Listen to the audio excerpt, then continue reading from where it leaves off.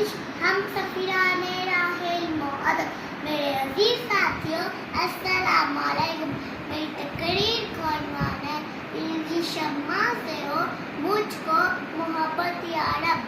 آج کا موضوع مشرق کے بے بدل شاعر کی نظم کا ایک مصرع ہے جو اپنے اس شعر میں اللہ تعالیٰ سے علم سے محبت کی روشنی پھیلانے کی دعا کرتے ہیں. اس سے علم کی اہمیت واضح ہوتی ہے.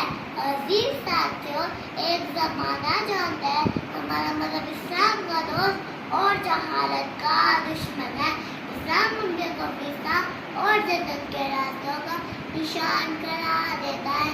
رحمت دو عالم حضرت محمد نے تو یہاں تک فرمایا کہ جو شخص علم حاصل کرنے